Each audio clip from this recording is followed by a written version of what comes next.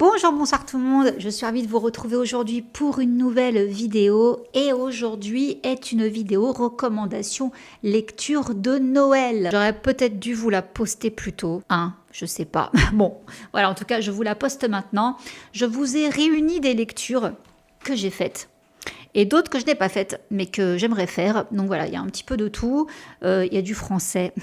Il y a aussi de l'anglais, voilà, il y en a pour tous les goûts, puis alors de tout genre, hein. J'ai vraiment mis un maximum de genres différents, de comédie, de fantasy, de dark romance, etc. Et je vais commencer par ce roman-ci, que j'ai lu, mais que je vais relire, je pense, parce que je m'en souviens pas très bien, mais je me souviens que je l'avais beaucoup aimé.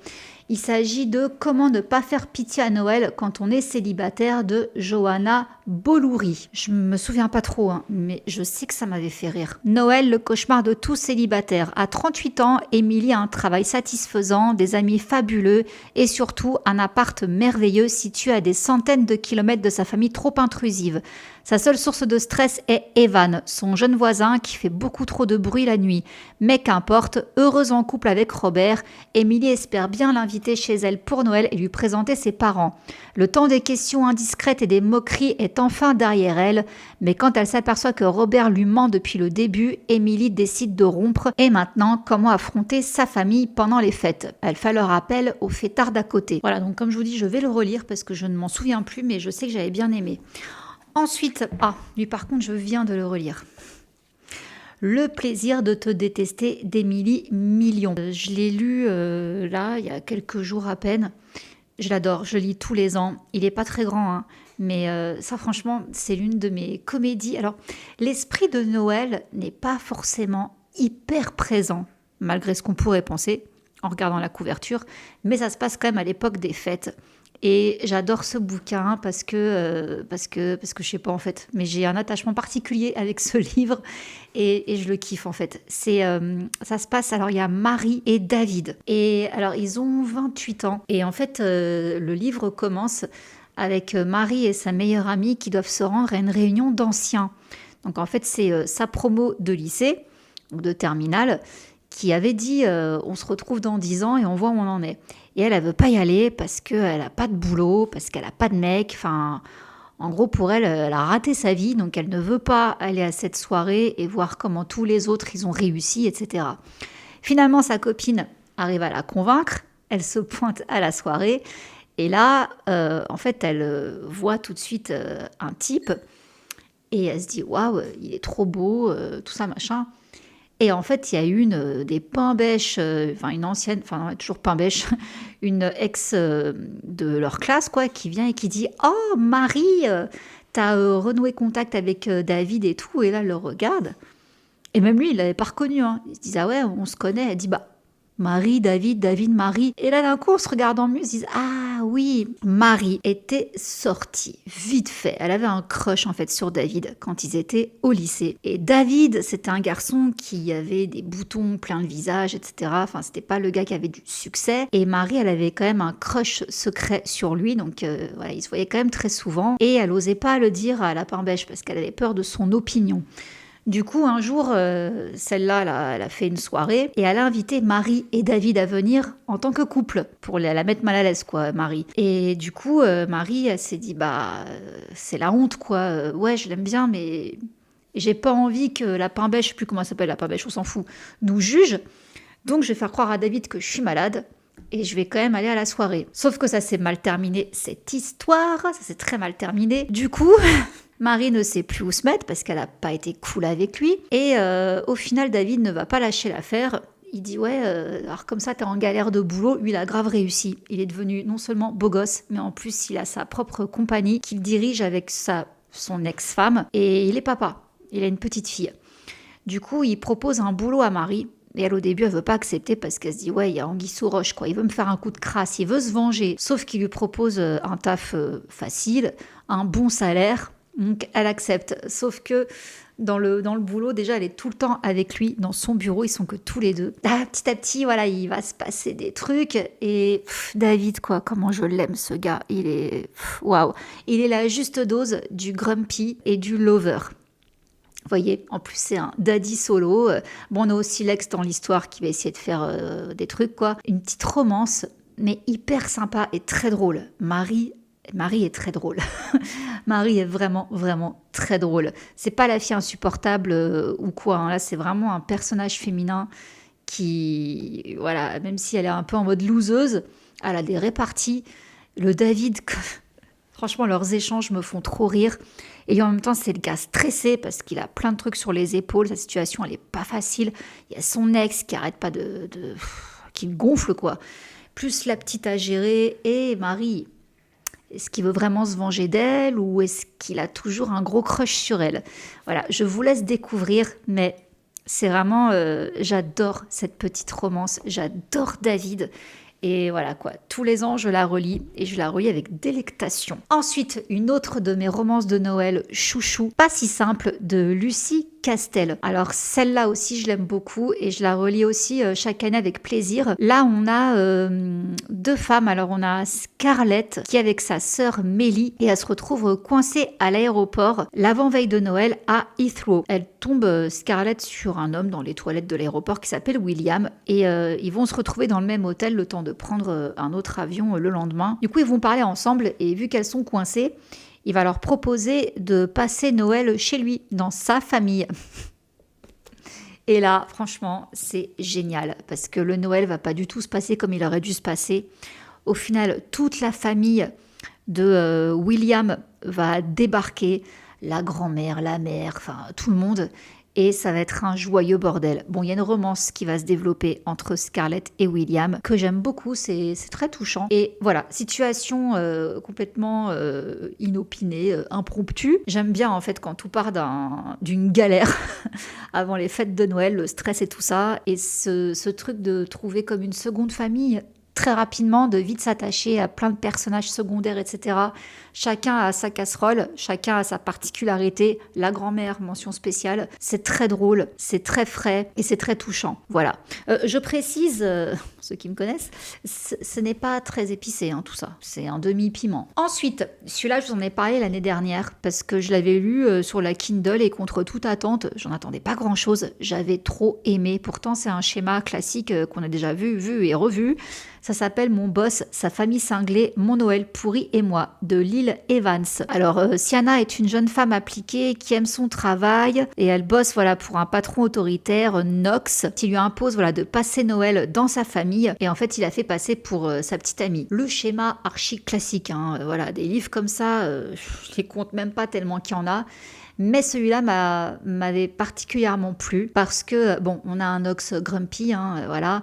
Elle est très solaire, mais il y a une dynamique qui fonctionne très bien, même si au début, lui, on l'aime pas trop, hein.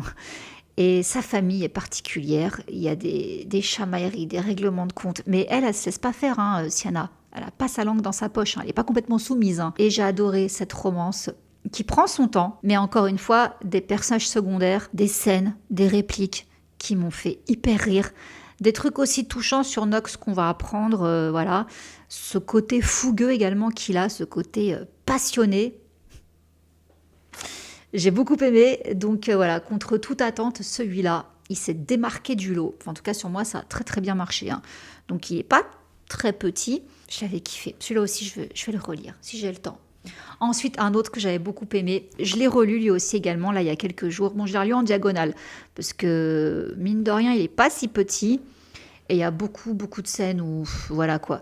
Mais j'adore en fait le personnage masculin, me fait trop rire. Là, donc c'est 10 façons de te larguer, non, 10 façons de le larguer avant Noël de Juliette Maratti. C'est très drôle, très drôle. On a Mabel qui travaille pour Kael Cornish. Et lui, en fait, c'est un ancien chanteur de boys band qui est maintenant compositeur principalement. Il a gagné des Grammy Awards, etc. Et elle, Mabel, c'est son assistante personnelle. Vous voyez un petit peu Hugh Grant et Sandra Bullock dans L'amour sans préavis. C'est exactement ça. Dans le genre de rapport qu'ils ont, en tout cas, ils sont hyper proches, à tel point que elle, quand elle ramène des gars chez elle pour faire sa petite affaire et tout, elle s'est mise coup d'un soir. Son patron vient la chercher chez elle. Il toque, mais il toque. Ma belle, ouvre-moi et tout. Et quand elle ouvre la porte en pyjama, alors qu'il y a un mec dans son pieu, hein, elle lui ouvre et là, lui, il rentre, il lui fait son petit déjeuner. Il fait comme chez lui. Et là, il voit le mec qui sort de la chambre. Oh, comment tu t'appelles et tout, machin. Il commence à parler avec lui normal. Il dit, bon, je te préviens, je suis désolée, mais elle te rappellera pas, machin. Enfin bref, voilà. Voilà le mec, quoi. Voilà le patron. C'est vraiment comme Hugh Grant et Sandra Bullock, quoi. Et là, il lui propose de venir passer Noël dans sa famille. Parce qu'elle, il y a un souci avec sa famille, elle veut pas y aller. À chaque Noël, elle essaye de pas y aller. Du coup, il lui propose de venir avec lui parce qu'elle avait prévu un voyage, mais le vol a été annulé. Du coup, elle accepte. Sauf qu'elle se rend compte, une fois arrivée là-bas, que toute la famille croit que c'est sa copine. Et là, monsieur lui dit « Ah oui, c'est vrai, j'ai oublié de te prévenir. En fait, il croit qu'on est ensemble depuis maintenant 1 an ou 2, je crois. » Il se dit « Mais comment ça ?» Donc oui, en fait, pour que sa famille le lâche, parce qu'il voulait le caser avec je sais pas qui, il a dit qu'il sortait avec quelqu'un, sauf que la seule femme qu'il a dans sa vie, toute sa famille le sait, hein, ils sont très proches dans sa famille, c'est elle. Donc c'est le seul nom qui lui est venu à l'esprit, quoi.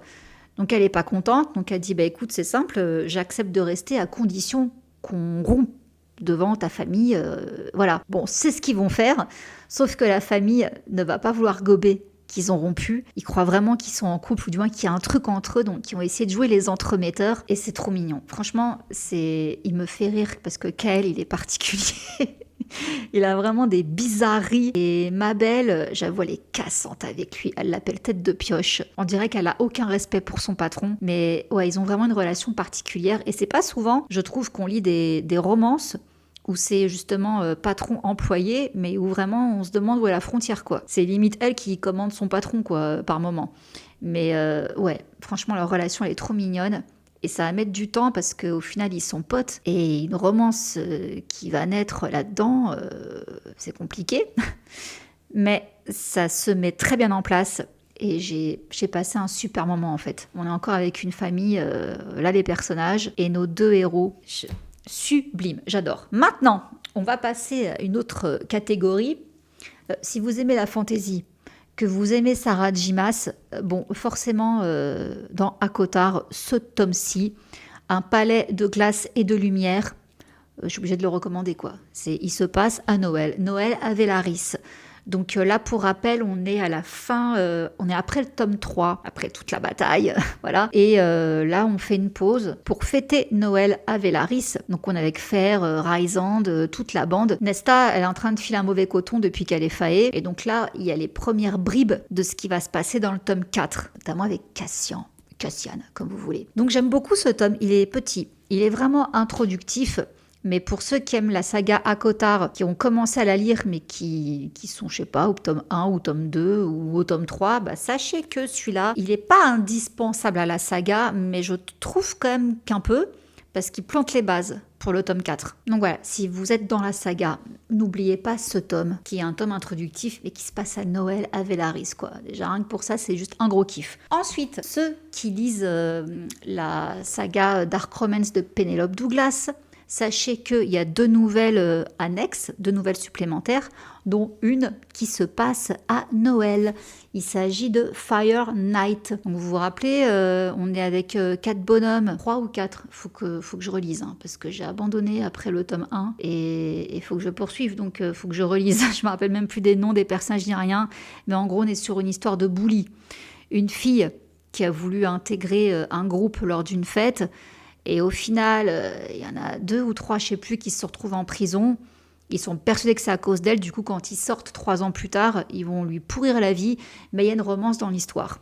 Donc c'est une dark romance qui se fait sur plusieurs tomes, parce qu'on va voir le point de vue de chaque garçon. Et celui-là, donc, c'est le tome de Noël. Dark romance de Noël, c'est tout petit, hein. Mais si vous êtes dans cette saga-là, que vous l'avez commencé ou quoi, il y a une petite nouvelle de Noël. Je tenais à le préciser. Ensuite... Je ne sais pas si je pourrais le lire maintenant parce que je respecte l'ordre chronologique, mais c'est de ma saga L'appel du Highlander de Maria Stone. Je vous en ai parlé de cette saga-là dans mes anciennes vidéos. C'est une saga à la Outlander. Donc on a la notion de voyage dans le temps.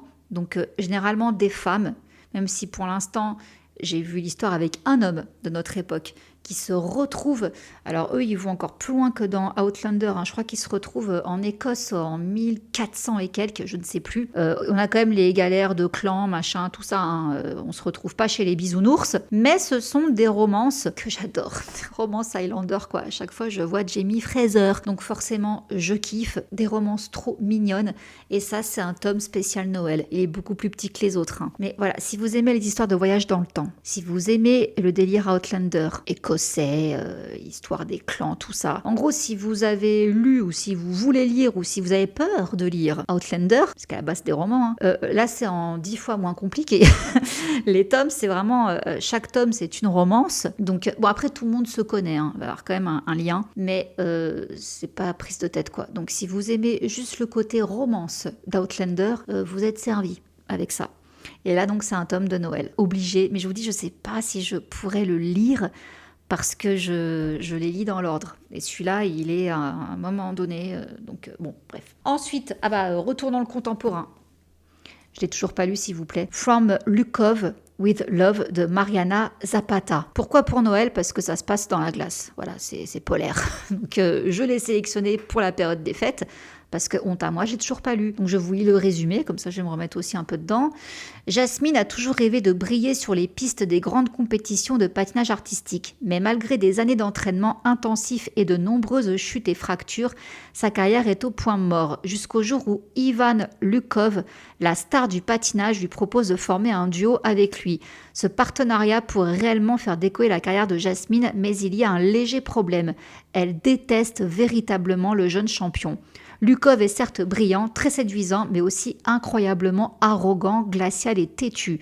Pourtant, peu à peu, de séances d'entraînement en interview, les esprits et les corps s'échauffent, au point de faire fondre la glace entre eux. Ce qu'ils ressentent est brûlant, mais c'est un feu qui risque bien de tout dévaster. C'est un Enemies to Lovers très slow burn, très slow burn, à ce qui paraît. Il est pas petit en plus, donc faut être patient, mais à ce qui paraît, il est trop bien. Alors, on a les photos de nos personnages. Donc là, c'est notre jolie jeune fille. Et là, on a notre joli monsieur. Ça fait des mois qu'il est sorti, hein, et je l'ai toujours pas lu. Donc voilà, il est temps. Ensuite, le tome 2 est sorti, donc il faut peut-être que je m'y mette quand même. The Witch Collector. Ça se passe pas à Noël, mais c'est un univers polaire. Donc forcément, je l'ai mis parce que je le regarde tous les jours. Et je me dis, mais toi, il faut que je te dise quoi. En ce moment, les gars, je suis dans une saga que j'ai repris. Je vous le dis juste après, je finis avec ça. Pardon, je dis Witch Collector en anglais. En français, c'est Le Faucheur de sorcières. C'est de Carissa Wicks. À chaque lune d'automne, le faucheur de sorcières se rend dans notre vallée et emporte l'une de nous afin qu'elle rejoigne l'immortel roi de givre. Et c'est aujourd'hui qu'a lieu le jour de la collecte. Mais moi, Reina Bloodgood, je n'ai pas peur de lui. J'habite ce village depuis 24 ans et il m'a toujours ignorée. Une erreur qui va lui coûter cher. Raina ne rêve que d'une chose, se venger du roi du givre et du faucheur qui lui ont enlevé sa sœur. Bien décidée à réaliser sa mission sanglante le jour de la collecte, elle ne se doute pas qu'une menace plus inquiétante encore va embraser son univers. Sorti des cendres, le faucheur, Alexius Thibault, se dresse devant elle. L'homme qu'elle a juré de tuer devient le seul capable de sauver sa sœur. Bon, je lis pas plus. Je crois que le personnage féminin est muet. Je crois, je suis pas certaine. À ce qui paraît, c'est génial. Romantécie.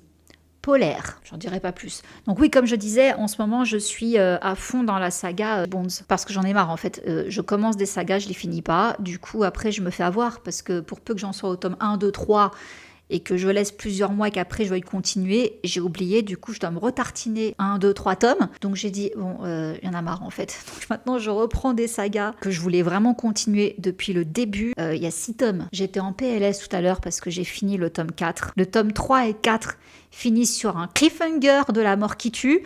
Du coup j'ai commencé le tome 5. Je vous en parle très bientôt. Ensuite, là je n'ai plus de version papier. Je vais prendre ma liste et je suis très contente parce qu'on a Dana, Liane et McSherry qui viennent de sortir. Là, viennent de le sortir. Slaying for Sloane. C'est la suite. Le tome 2, c'était Little Nightmare. Je vous en avais parlé il n'y a pas longtemps. Je vous ai dit à quel point les personnages, je les avais kiffés. Je vous renvoie à ma vidéo dans le petit i où j'en parle de cette romance, dark romance, avec un psychopathe et un personnage féminin qui est pas vraiment mieux. Donc là, dans ce tome 3, on retrouve la copine, Sloane. C'est petit, ça fait que 116 pages. Et ça peut être lu tout seul, sans les 2 autres tomes. Ce Noël était censé être spécial, mais sans ma meilleure amie à mes côtés, ça ressemble à une blague cruelle. Je pensais que passer les vacances chez mon petit ami dans sa famille pourrait remplir ce vide, mais après une embrouille qui est allée beaucoup trop loin, j'étais prête à embarquer toutes mes affaires et à partir. Jusqu'à ce que je me réveille le matin de Noël avec une surprise. Une jolie petite boîte noire contenant la clé de l'église de sa famille, donc de son copain j'imagine, avec des instructions pour un jeu qu'il a mis en place pour nous deux. Donc en fait son mec va lui faire un truc de ouf. On le voit, son copain, dans le tome 2 également. Je pensais pas qu'il allait nous faire des dingueries lui. Donc, bon, voilà, c'est dark romance, c'est spicy. Je vais me régaler, je suis ravie, Thérèse. Ensuite, j'ai mis Scrooged, jeu de mots, de Trilina Pucci. Oui, ça y est, je me disais, le nom me dit quelque chose. Mais oui. C'est la suite, je vous en avais parlé de pareil, c'était court, d'un harem inversé que j'avais lu pour Noël l'an dernier. C'était Tangled in Tinsel. Il y avait le tome 2, j'avais beaucoup moins aimé avec sa copine. C'est Samantha qui travaille pour un type. Elle est décoratrice, je crois, un truc comme ça. Je sais plus ce qu'elle fait. Mais en gros, elle est en train de préparer, dans le tome Tangled in Tinsel, elle est en train de préparer un chalet, de le décorer et tout pour son boss et ses amis. Donc il y a Jess, Reed, Alec et Cole. Et en fait, elle est censée tout préparer pour eux et après, elle part fêter Noël dans sa famille. Sauf qu'il y a une tempête de neige qui s'abat là où ils sont. Du coup, elle se retrouve bloquée.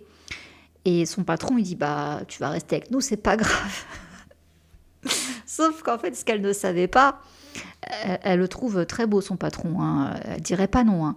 Bah, ce qu'elle sait pas, c'est que lui aussi, il a des vues sur elle. Mais ce qu'elle ne sait pas non plus, c'est que lui, son délire, c'est avec ses copains, de temps en temps, d'avoir des plans à 5. Donc une femme et ses 3 potes. Donc, quand elle va voir le coup venir, elle va se dire « Mais why not ? Ils sont tous très charmants !» Du coup, voilà, tout le roman, c'était là-dessus. Elle qui est coincée, ils sont tous coincés en fait dans ce chalet. Et ils vont passer des soirées à rigoler, à papoter, à faire beaucoup de smut. Et là, du coup, c'est la suite. Scrooge. Voilà, c'est la suite. Pareil, ça se passe à Noël. Il va encore y avoir un truc avec tous ses copains. Donc voilà, il n'y a pas grand-chose à en dire, quoi. Juste, c'est une petite suite de ce gros harem. Donc voilà, j'ai noté parce qu'obligé. J'avais trop aimé Tangled. Ensuite, Court of Winter de Krista Street. Je suis désolée, c'est en anglais. À ce qui paraît, c'est une romantécie polaire, spicy les gars. Donc il y a plusieurs tomes. Lorsqu'Ilara est enlevée par le prince héritier détesté, elle est confrontée à un choix impossible, l'esclavage de son ennemi juré ou la guerre pour le royaume. Le fait d'être défectueuse me marque aux yeux des faées de Solis. Sans elle, sans magie, je suis faible. Pour les miens, je ne suis rien. Pas quand il faut de la force pour survivre à la neige et à la glace perpétuelle qui enveloppe notre continent nordique d'un hiver sans fin. Mais j'ai persévéré, menant une vie pleine de sens, mais simple, avec ma sœur, jusqu'à ce que le prince héritier détesté de la cour d'hiver fasse irruption dans notre village. Les ailes noires massives du prince Noriven et sa puissante magie troublent mes sens et me coupent le souffle. Il est beau, mais brutal. Alors quand il m'emmène et m'enferme dans son château, je suis certaine que ma mort est la promesse de demain. Pourtant, ma fin n'arrive pas quand le prince me regarde avec envie, tout en me révélant la véritable raison de mon enlèvement. Je suis maintenant confrontée à un choix impossible. Soit j'unis mes forces à celles du prince détesté qui m'a volé tout ce que j'aime, soit je regarde notre royaume déclencher une guerre dévastatrice. Les avis sont très bon, donc comment vous dire, voilà quoi, je me suis dit waouh, une fantaisie polaire spicy, bah ouais, obligé, je l'ai noté quoi, donc voilà, si j'ai le temps je la lirai. Ensuite j'ai noté Mistletoe, Me the Realm Tale, c'est de Kimberly Lemmig, ça fait partie de la saga That Time I Got Drunk and Saved a Demon. C'est, vous savez, cette fameuse saga où l'autrice nous place un monde de fantaisie, mais en mode fun, et où tous les personnages féminins sont des femmes noires, un peu corpulentes. Et à chaque fois, voilà, c'est des petites romantécies. Il y a plusieurs tomes. Et celui-là, tout particulièrement, il se passe à Noël, quoi. Je ne l'ai pas lu encore le premier, je l'ai en papier. Mais à ce qui paraît, c'est archi sympa. Et c'est vraiment de la cozy romantécie. Il n'y a pas de gros enjeux de dingue, hein, ça va très vite. Apparemment, l'autrice, c'est Nina qui en avait parlé, Nina Quill, qui avait dit que l'autrice, elle avait écrit des répliques vraiment en mode un peu ghetto, comment elle parle, la personnage principale. On ne sait pas à quelle époque ça se passe, mais on présume, vu comment ils vivent, temps médiéval, voilà, quelque chose comme ça. Donc il y a un décalage entre le langage et l'époque. Et voilà, ce sont des petites, des cosy romantécies. Donc j'ai toujours pas eu le tome 1, il faut que je le lise. Et voilà, cette nouvelle-ci, ça se passe pendant Noël. Donc forcément, je l'ai noté, mais je sais pas s'il peut se lire indépendamment. Je pense qu'il peut se lire indépendamment parce que chaque tome, c'est un couple différent. Donc voilà, bon, je l'ai noté. La saga, c'est Mid Misheps, pour info, ça vous intéresse. Ensuite, j'ai retenu une autre saga. Oui, il y a de la fantaisie hein, pour le coup dans cette vidéo. J'ai retenu une autre saga polaire. C'est The Frost Queen's Blade. Je crois que c'est une duologie. C'est pas une saga, je crois que c'est une duologie. C'est de Meg Smitherman. Alors, je vais vous lire le résumé. Bon, désolé, hein, c'est en anglais. Une reine réticente, un assassin mortel, un pacte lié par le sang. Une conspiration se cache dans le royaume de Roten. Personne ne le sait mieux qu'Elma Volta, qui sera bientôt reine du royaume de glace. Mais alors qu'elle attend son couronnement, Elma échappe de justesse à la mort aux mains d'un assassin ennemi. Réalisant qu'elle a peu de choix et encore moins d'alliés, Elma propose à l'assassin un marché. S'il peut la garder en vie jusqu'à ce qu'elle prenne sa place légitime sur le trône, elle apportera la paix sur leur terre en guerre. Une alliance fragile se forme entre Elma et l'assassin à la langue acérée, mais ce qui a commencé comme une haine et un ressentiment mutuel commence bientôt à évoluer vers quelque chose de complètement différent, quelque chose de douloureux, de désespéré et de brûlant. Enemies to lovers, royaume de glace et de neige. Voilà quoi, en fait, il en fallait pas plus pour me hyper. Les avis sont très très bons. Je me suis amusée à trouver des sagas fantasy polaires, des romantécies polaires. Donc voilà, j'espère que vous m'en voulez pas. Elles sont en anglais, je suis désolée. Alors là, on retourne au français et au contemporain. Christmas in Aspen. Donc oui, malgré le titre, c'est en français. Alors là, franchement, celle-là, il y en a deux. Je l'ai mis parce que le 2, j'ai envie de le lire, mais le 2, ça se passe des années plus tard. C'est avec les enfants de ce couple-là. Je m'appelle Alyssa Baker, avocate dans un prestigieux cabinet de Seattle. Je bâtis ma carrière une affaire après l'autre. Quand mon patron décide de m'envoyer à Aspen à quelques jours de Noël, je n'hésite pas une seconde et grimpe dans un jet privé concentré. À ce moment précis, je ne m'attends pas à tomber littéralement sur un bûcheron des montagnes, parfait cliché des romances de Noël qui sont diffusées à la télé. S'il n'y avait eu que ça, une tempête de neige, une avalanche et nous voilà bloqués tous les deux dans un chalet sans moyen de communiquer avec l'extérieur. Oh, ai-je précisé que juste avant de nous retrouver prisonniers, nous nous sommes disputés au beau milieu du hall de l'hôtel et est-ce utile de rajouter que je ne le supporte pas plus qu'il n'apprécie ma présence? Mais d'un côté, Andy est, comment dire, ultra sexy, intrigant, canon. Les opposés s'attirent peut-être, mais il faut être prêt à en assumer les conséquences pour le moins sismiques. À ce qui paraît, c'est trop bien et ça se passe donc en 1993 l'histoire et du coup on a la suite qui est Campus in the Snow. Everly Carter a un but dans la vie, devenir chanteuse. Alors quand l'opportunité se présente, elle auditionne pour le spectacle d'hiver de son campus malgré la méchanceté de ses camarades. De son côté, Milo Costa s'est promis de faire passer ses études avant tout. La cuisine le rattache à ses origines et aux souvenirs de ses parents. C'est à ça qu'il se raccroche. Hors de question de laisser une peine de cœur le déstabiliser. Pendant les vacances de Noël, l'un comme l'autre entend profiter du calme ambiant pour étudier. Pourtant, lorsqu'ils se tombent dessus dans la bibliothèque, leur plan parfait s'envoie totalement chamboulé.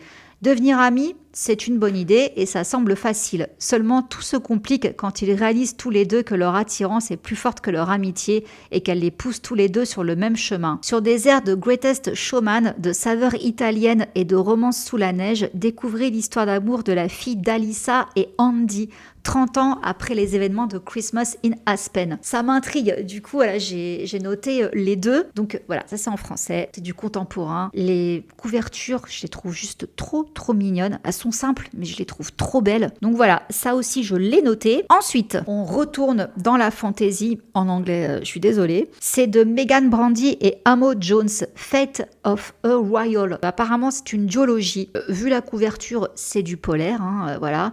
Donc fantasy new adulte. Je vous lis le résumé traduit. Vous irez à l'université de Rath, vivrez parmi les sans-dons et ceux de la magie de la lumière. Vous, chevalier d'Evro, apprendrez à coexister. Je n'ai jamais entendu autant de paroles inutiles de ma vie, mais les conseillers doués n'ont jamais eu grand-chose à dire qui ne l'était pas.